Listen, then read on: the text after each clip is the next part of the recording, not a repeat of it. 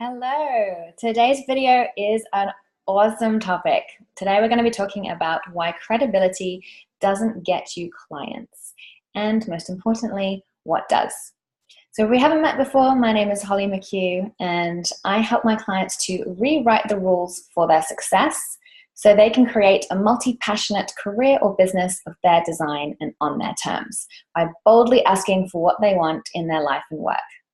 Now, today's video is something that's really close to my heart because a lot of people who are starting in business get really caught up and even constricted by this need and desire to appear credible. And often this can manifest as blocks around, I don't have enough years of experience, I haven't worked with enough clients, I don't have a fancy website in place, etc., etc., etc. And what I want to break down for you today is that actually those things are not necessarily the most important when it comes to bringing new clients on board. So credibility, I should first of all say, is something that I do highly prize. I am someone who's really driven myself to be credible and professional, and I've done that in numerous ways in my own career and business. So my background is in marketing and brand management. I have a joint honours degree, I have a master's, I have a coaching qualification from the largest organisation in the world, and numerous other qualifications and accreditations in NLP, behavioural science, emotional intelligence, etc., etc. I'm also someone who trains other coaches at a coaching organisation here in Australia. So it's not that I don't see the value in having credibility. But what I have found in my own business especially is that that is not the decision maker for clients to work with you. And actually it's a lot simpler than that. And the most powerful asset that you have at your disposal is your own personal brand, your own personality, and most importantly, your own personal story. That is what clients connect to. Because when we make a purchase decision, it really is an emotional decision. We come at it from an emotional connection that we have to the other person. And you're all pretty savvy, you're all pretty smart. You know straight off the bat if someone else that you're discussing something with as a business or work opportunity really gets you. You automatically feel that sense of rapport, or you don't. And we'll all have had our own experiences where we've chosen to work with someone, whether that's, or chosen to hire someone, whether that's a hairdresser or a real estate agent, a financial advisor, or a business coach. And there have been people where we've just felt it's really gelled, we've really connected, it's been easy and in flow. And other people where it's just, there's a vibe that we've picked up. And for one reason or another, even though they might be perfectly qualified and as equally capable, we know in our heart of hearts we couldn't work with them, or they're just not for us. And that's no discredit to that individual. It's just that's how it works. We very much need to align ourselves to people who are on our wavelength. And with coaching and mentoring and anything in that service-based industry in particular, it's so important to have that personal connection in place. That's when we're going to feel our most comfortable and our most confident, and how we're going to open up our true selves as well.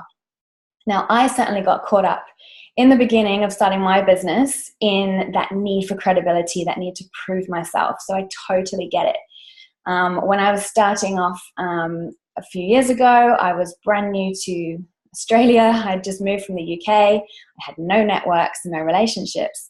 And the first area of work that I was looking to get into in terms of my business was delivering corporate trainings. So I have spent many years running trainings and workshops, something I absolutely love. I love being a facilitator, working with teams of people, generally speaking around leadership and communication skills and team building.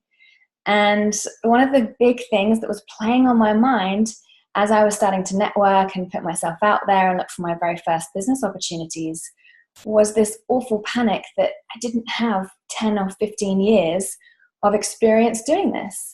And in my mind, that was a huge drawback. It was what naturally every single client would be wanting to know. They would want to know that I'd had years and years and years of experience. And the most amazing thing happened, that just by creating relationships and trusted connections with the individuals that I did connect with, I soon realized that actually that didn't matter at all. And what people are really looking for is that sense of trust. Do you get them? Do you understand their needs? Do they believe that you can help them?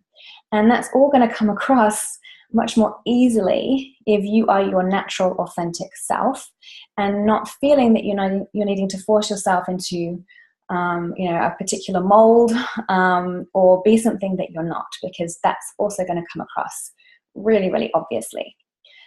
And if I think back to right at the very start of my own personal development journey, which was back in my mid-20s, when I had just had a big case of serious burnout in what I lovingly refer to as my quarter-life crisis. And one of the very first things I did at the time was I signed up to a meditation course because I needed to know how to calm the flip down and get out of my own head for more than 5 minutes. And my teacher, my meditation teacher at the time, was a clinical psychologist, but he had in his previous life been a publisher, and he himself had had a huge burnout, got himself seriously ill, and at that moment in time decided he wanted to pursue a different direction, and hence he'd eventually requalified, and then he ran yoga studios and meditation classes and completely reinvented himself on his terms. And it was really inspiring. But the most inspiring part of that for me was his struggle, was the fact that he was able to understand where I was at that moment in time. So at that moment in time, I was literally at my wit's end. I was so stressed and overwhelmed with my own pressures and expectations and perfectionism in my work. And I was completely and utterly confused as to what to do next, because I was ticking all the boxes in my career. I had got the exact opportunities I wanted. I'd landed my dream job, and yet I was totally miserable and exhausted with stress. And I really felt that he got it. I felt that I could relate to him. And the most inspiring part of my connection and that relationship was the fact that he had not only struggled, but he had found a way to overcome that struggle. And he had gone through his own transformation, whereby today he was, this really successful individual doing work that totally lit him up, contributing to others, had his own successful business, and had really managed to turn a corner despite, going through his own very, very challenging experience. And that was just so inspiring to me. I ended up signing up for 3 more meditation courses with him because I just really felt that connection. And that's the key. It is connection, not credibility, that converts paying clients again and again and again and again. I think I've been asked once ever what my qualifications are in coaching, and that was only when I was being hired to train other coaches. So naturally, they needed to know that I knew what I was talking about. That is the only time. None of my private clients have ever asked me that, even though I would gladly share that. And I cannot tell you how many times a client signed up to work with me and they've never even been on my website. So we need to just release ourselves from the shackles of feeling that we need all these fancy things in place and recognize that no one can relate to qualifications and accreditations, okay? They are almost like the hygiene cues. They tick the boxes, they definitely add a sense of reassurance and confidence, but they are not ultimately what makes someone's decision to work with you. What is far more important for you to be focusing on and concentrating on is how are you coming across as authentic, approachable, relatable? How are you positioning yourself to show that you truly understand where your clients are at, that you get it, that you've been there, that you resonate, and most importantly, that you found a way to overcome similar challenges or struggles. So your personal story and experience is everything in business. Connection is everything in business. And focusing on that personal relationship is going to pay dividends over and above you getting yet another qualification or tweaking for the umpteenth time your fancy pants website. So that is the key message I really wanted to share today. How can you help others understand that you have been in their shoes? And if you haven't exactly been in their shoes, that's okay as well. But how have you helped others? who have been? How can you come across as relatable and personable? How can you show more of your own spark or your own zest or your sense of humor? That quirkiness that you might have, your laid backness, whatever makes you you, that is ultimately what people are looking for, because that's how they understand this person is for me. And there's been so many occasions where someone has signed up to work with me as a client simply because they heard me speak on a video, and there was one thing that I said that was like, oh my goodness, it was like you're in my head, or heard me at a speaking event and really related to my personal story of my quarter-life crisis. Or maybe they just heard me on a webinar and I mentioned a couple of things that just struck a chord. And the number one thing we need to recognize is have the courage to be you, have the courage to be vulnerable and share your true self, your personality, and definitely your personal story. I used to really hold back from that because I worried it would make it seem that I hadn't got all my shit together. I wasn't professional and credible. And the second that I started to have the confidence to just literally lay myself on the table and say, I haven't always had it all figured out, literally everything changed. This is when I had a steady stream of clients, when people started reaching out to me out of the blue, when I got all this feedback, that people were telling me.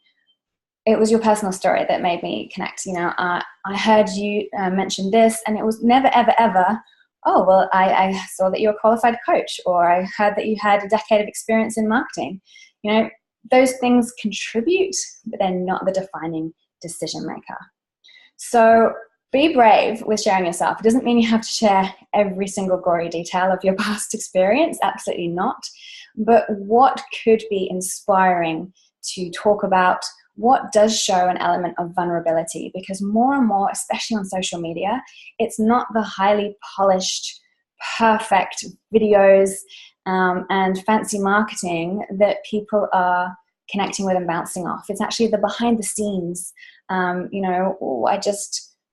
Just the other day I said to my mastermind group, I was like, no, I know there's no judgment in this group, so I'm just going to share that I just ate an entire chocolate lint bunny by myself.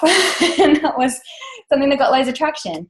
And in my public Facebook groups, often when I just say, oh, I just went and got my nails done, that's one of the most relatable things. And I get a ton of engagement as opposed to, clever marketing speak.